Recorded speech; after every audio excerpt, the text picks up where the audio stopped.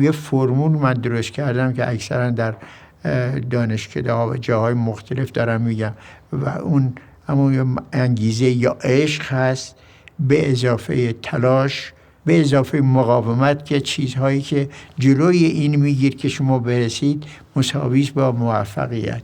اگر من تونستم تا اونجایی که برای توانایی من بوده استعدادم نشون بوده موفق بشم در سایه همین بوده و اون عشق چیزی نبوده چون گفتن قصه هایی که تو ذهنم می اومده و باید اینها رو من تعریف میکردم. اینا اصل بوده.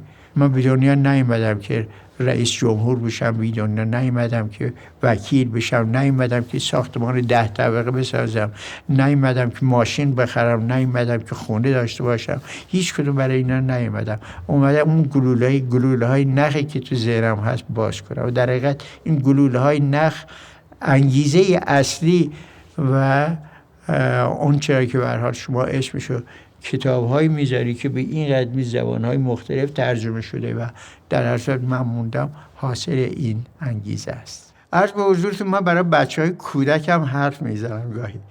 برایشون یه انگیزه پیدا کردم. گفتم هر روز از دبستان میرین به خونه.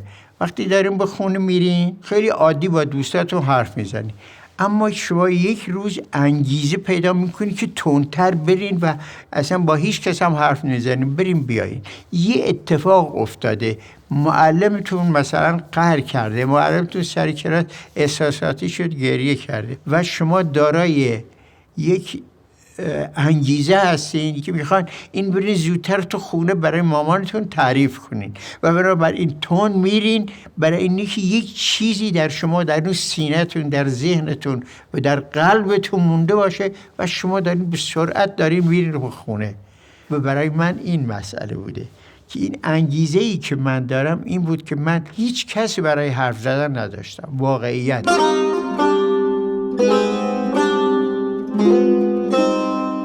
پدرم روانپریش بود و مشکلاتی بعداً پیدا کرده بود. اولش اینطور نبود. در هر صورت حال میگن از قصه مادرم این کار کرده بود. بچه‌ها دست مینداختن و من پر از حرف بودم و هیچ کس حرف من گوش نمی‌کرد. برای هر کم حرف می‌زدم اشاره به پرحرفی می‌کرد که خیلی حرف میزنی، خیلی سوال میکنی، به تو چه؟ تو چقدر فضولی؟ یعنی چه؟ تو هی همه چیز میپرسی، چرا اینجوری، اون چرا اونطوری، فلانی حرفا اینها. و نداشتن مادر برای من یک زخم عمیقه که هیچ وقت درست نشد. هنوز من تو این سن و سالم مادر برای من بسیار بسیار یک موقعیت گم شده‌ای بود که من در نوشته هام پیدا کردم. وقتی اولین بار پدر بزرگم من برد به شهداد، رفتم خونه مادری و اونجا جلوی اون خونه باغچه بود که توش پر از نخل بود و من گفته بودن که از این نخل مادر تو خرما خورده و این کوچیک بوده بزرگش کرده. هر وقت می‌خواستم مادرم بغل کنم خرما می‌خوردم.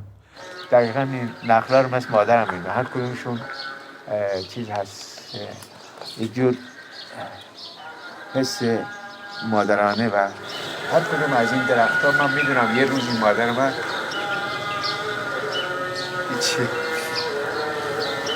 اینجا بود. نزدیک از سر کیسه سوال هم باز شود که جلوی خانه ای میرسیم. بیا، اینم خونه مادرت. در خانه نیمه باز است. میپرم توی حیاط خانه. نمیدانم از کدام طرف بروم. نگاهی به 2 اتاق کوچک و خشت و گلی میاندازم. حیران و سرگردان میان حیاط میایستم. شاید انتظار میکشم که مادرم از اتاقی بیرون بیاید و بپرم توی بغلش. اما به جای او صدای پیرمردی میآید. کیه؟ چی میخوای بچه؟ من هوشجویم، پسر فاطمه. پیرمرد حرف نمیزند. فقط نگاه هم میکند و یواش میگوید خدا فاطمه را بیامرزه. یادگار اونی، چه بزرگ شدی. از کوچه صدای آق بابا می آید و آقای مشرفی که دارند با هم حرف می زنند و خداحافظی می کنند.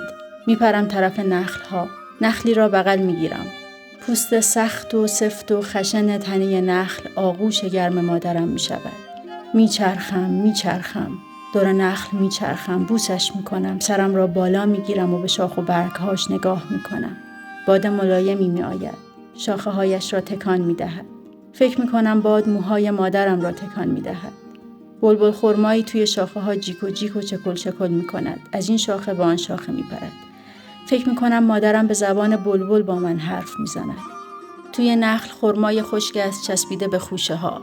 میخواهم از نخل بالا بروم. نخل پله دارد. کفشهایم را میکنم چند پله به سختی بالا میروم که صدای آقبابا میآید. میافتی! نرو! پیرمرد توی بشقابی خرما میآورد. آقبابا صدایم میکند. هوشو بیا از خرماهای مادرت بخور. نمیآیم. خودم زیر درخت خرمایی پیدا کردم. فوتش میکنم و میگذارم توی دهانم. چقدر شیرین است. انگار مادرم دهانم را میبوسد. مزه‌اش زیر زبانم است. این تقریبا داستان‌های اولیه من و انگیزه من برای نوشتن این بود و این بهتون بگم همه آدم‌های دنیا انگیزه‌ای دارن، منتها انگیزه‌شون توی چیزای خیلی خیلی معمولی گم میشه.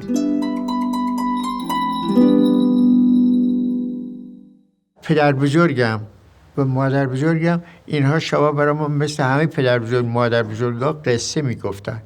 مثل الان نبود که بچه ها مثلا زبان فارسی یا هر کسی زبان مادری خودشو از طریق وسایل ارتباط جمعی میگیره. اینا میگفتن و بعد قصه وسط قصه خوابشو میبرد.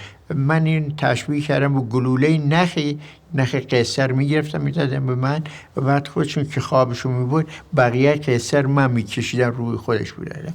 اینها معلمای اولیه داستان نویسی من بودن. مثلا فرض آدمی مثل فالکنر که خودش بسیاری از مکاتب رو شاید پایه‌گذاری کرده و یکی از پدران قصه های مدرن بگین میگه اگر این انگیزه رو نداشته باشین، اگر قصه ای تو مغز شما نباشه و شما نتونین روایت بدین، هیچ کدوم از این رئالیسم و سورئالیسم و جریان سیال ذهن و این همه بیخوده. شما باید راوی خوبی باشین و قصه خوب و شیرینی تو ذهنتون داشته باشین. اینو داشته باشین کار تمومه. پدر بزرگ من پر از قصه بود. برای هر چیزی این یه قصه داشت. برای تمام کوههای دوربر سیش، دوربر روستا یه قصه داشت. برای بارونهای شدید قصه داشت. برای سیلهایی که سیلش اومده بود قصه داشت. و برای کوهها اصلا یه چیز عجیبی بود و هر شب یکی از اینها رو شروع میکرد به گفتن، یه نخ هم ازش باز میکرد. اون نخ همون راوی روایتی بود که از اون قصه میکرد. این یواش یواش هی میکشید هم خودش خیلی خوشش میومد هم من خوشم میومد و هم دیگه میومدیم. وقتی که خوابش میبرد من خودم بنا میکردم این نخ بکشیدن و ادامه اونو بنا میکنم. میگفتن من خودم تعریف میکردم و در حقیقت سرگرمی من بود که من تعدادی از اینا رو در جاهای مختلف مثلا نوشتم. این سنگ روی سنگ رو مدیون اون هستم، نتر نخوش رو مدیون اون هستم و حتی قصه مشت برپوست و مدیون این قصه گوی اول من بودن که بسیار روایتگر خوب و قصه گوی خوبه بود. معماری ذهنی هنرمندا از کجا اومده؟ یکی اینی که خونه‌ای که توش بزرگ میشن، محیطی که توی زندگی میکنن، اولین بار صدای آبی که میشنون، اولین بار رودخونه‌ای که میبینن، اولین بار جویی که میبینن، اولین بار دیواری که میبینن، اولین بار حیوانی که میبینن. چینی‌ها میگن، شنیدم، میگن 12 سال عمرتون رو بدین به من، 90 سال مال خودتون. اون 12 سال عمرتون شما هر کی در هر جایی که هستید، هر نوع هستید، اون 12 سال برای همیشه میمونه در ذهن شما. 13 سال عمرمو من تو روستایی گذرونده بودم، فقط 2 بار ماشین دیده بودم و به هر حال برق ندیده بودم که همه اینا رو تو کتاب شما که غریبه نیستید نوشتم. با یه بور راحت میرم اونجا، با دیدن کوه میرم اونجا و یا اینی که صدای این کلاغا چقدر من میبرن به روستا. اول صبح که میرین قارخارشون و درختها نمیدونید چی میکنن با من. میگن فلانی از روستا میشه در آورد، از تو روستا میشه در آورد، روستا رو ازش نمیشه در آورد. و من همینطور روستایی هستم که لباس شهر پوشیدم، ولی الان دیگه تقریبا نزدیک 60 سالی میشه من در تهران هستم، ولی هیچ وقت تهرانی نشدم، همچنان کرمانی هم نشدم. من همچنان روستایی باقی موندم و باقی خواهم موند.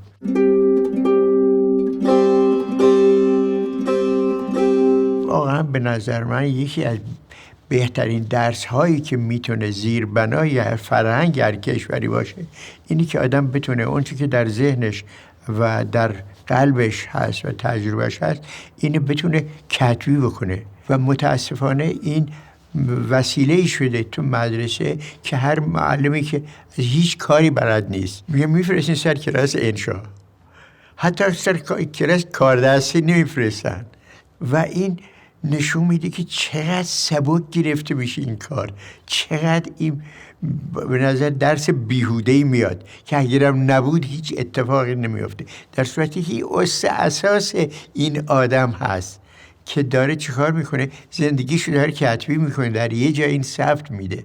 من معتقد هستم زنگ انشا مهمترین، با ارزشترین، ماندگارترین چیزی هستش که میتونه شخصیت نفر تا آخر عمرش داشته باشه. من از اونایی بودم که همیشه دستم بالا بود که انشا بخونم.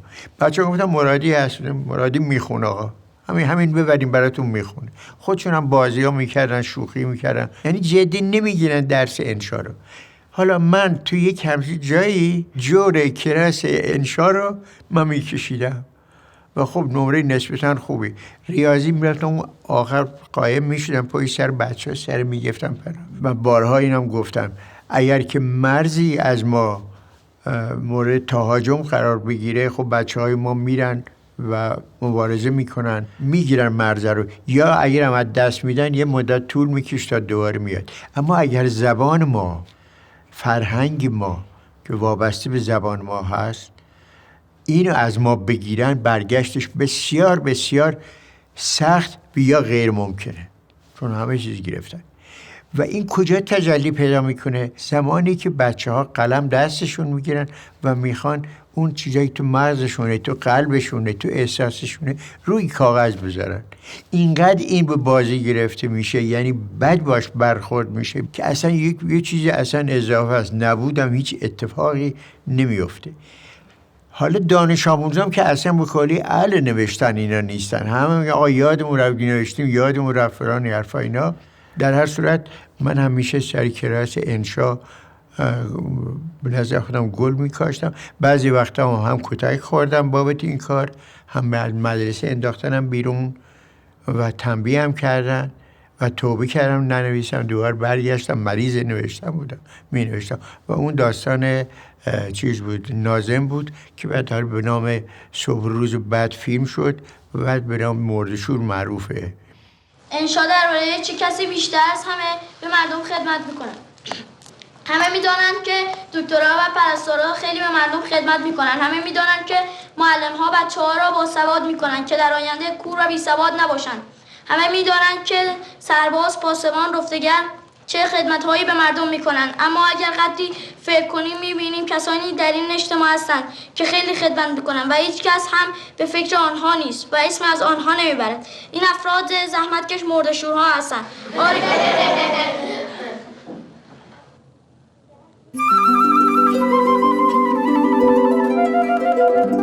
من چیزایی که می نوشتم ذهنم پر بود برای نوشتن، می دیدم یه چیزی کمه، یه چیزی کم دارم که نمیتونم. ببینید من باید چیزی بنویسم، شما به عنوان خواننده من تمام چیزایی تو مغز من هست رو اون کاغذی باش بتونه رو شما تأثیر بذاره.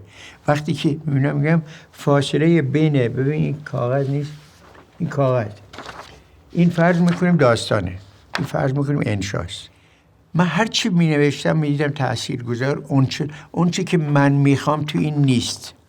وقتی کشفش کردم و دیدم من واژه ندارم، من لغت ندارم که بنویسم، لغت هم خیلی کمه، انبانی از لغت ندارم. این بود که رفتم سراغ لغت. هر داستانی که میخوندم رفتم شاگرد کتاب فروش شدم که کتاب بخونم، کتاب کرایی میکردم تو کرمان، شبا میخوندم که یک قرون هم از بین نره، که چون شب یک قرون میگردی اگر 3 شب طول میکشید. میخوندم کتاب یقدی صبح بفرما. گفت خوندیش؟ گفتم بله. گفت میگفتم یک کتاب دیگه بده.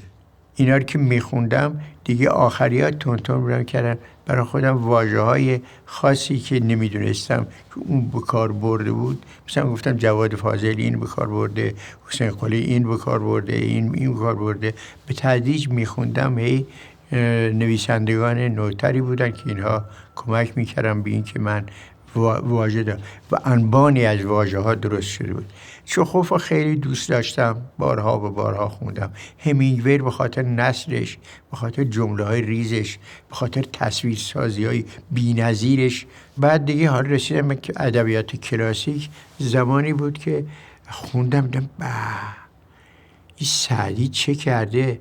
تمام مینیمالیسم میگن، مثلا داستان‌های خیلی کوتاهی که دارن میگن، ما هر یکی از اینا یک داستان هست که تو گلستان سعدی اومده و این با کمترین واژه بیشترین حرف زده. بعد حافظ خوندم، بعد خب چیزا دیگه.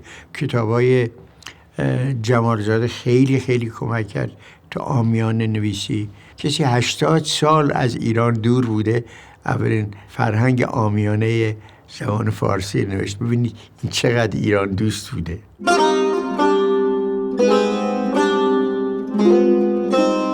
باید ما از کانال‌های وسایل ارتباط جمعی عبور کنیم تا برسیم به نویسندگی. شخصا ما نویسنده بشیم یه چیزایی رو یاد نگرفتیم. اونجا به ما چیزهایی رو میآموزن که واقعا هیچ دانشگاهی هیچ جای آموخته نمیشه و اون ارتباط با مردمه. ما وقتی کتاب می نویسیم، کتابخون خب یک عده‌ای هستن عشق کتابن، کتاب خونن. خب اینا کتاب میفت دستشون میخونن و آدمای خب باسوادی هم اکثرا اینها کسانی هستن که اطلاعاتی راجع به نویسندگان دارن. اما شما حساب بکنید رادیو در تمام خیاطخونه ها رادیو روشن و اینا دارن گوش میدن. اینا کجا کتاب خوندن؟ باید با اینا ارتباط برقرار کنی. اینا رو هم باید دوستشون داشتش، هم حرف میزنی بشنون اینا و گوش بدن و بفهمن. اینا اصلا یک طبقات دیگه هستن. مثل این میمون که پرده های مختلفی توی اتاق زدن، ما این پرده ها رو باید یکی یکی کنار بزنیم تا برسیم به مثلا اتاقی که قراره که منباب مثل جایگاه ماست. اینها لایه های اجتماع هستن، اینا لایه هستن. اینها ما باید عبور کنیم از اینا. خیلی هستن اون لایه اول میمونن، یعنی هم کتاب می نویسن، کتاب خونام می خونن، خداحافظ، کاری هم ندارن. یا کسایی هستن که اصلا تو عمرشون کتاب دستشون نگرفتن ولی یه رادیو دارن که این داره هم گوش میده هم داره پاک خیاطی داره دکمه میدوزه و داره گوش هم میده. این اصلا تو عمرش هیچ کتاب فروشی نرفته، هیچ کتابخونه نرفته، دستش نرسیده. البته این تحقیر اون نیست، اون جامعه هست که آدم ها اینجوری لایه لایه درست میکنه. بنابراین وسایل ارتباط جمعی میاد فاصله بین نویسنده و این آدم ها رو به هم وصل میکنه و اون میچسبونه اینا رو به هم. اما این باید واژه داشته باشه، این باید نثر داشته باشه، این باید زبانی حرف بزنه که این آدم هم بفهمه. منظورم این که شناخت این مردم باید شناخت، اما اگر درگیرش بشی در همون سطح باقی میمونی و بنابراین اینو فقط تا یه جای میاد. همین مردمی که همون شاعر خیاطی گفتم، همونایی که گفتن که عزیزان من هستن، نور چشم منم هستن، همه اینا هستن، شما میخوان در همون سطح نگه دارن. شما یه ذره بخواه عمیق بشید، یه ذره بخوای راجع به این موضوع فکر کنی، یه خورده بخوای این تحلیل بکنی، یه خورده بخوای شخصیت تازه نشون بدی، یه کار دیگه بکنی، ازت میرمن، میگن نه این از ما نیست، ما نمیتونیم.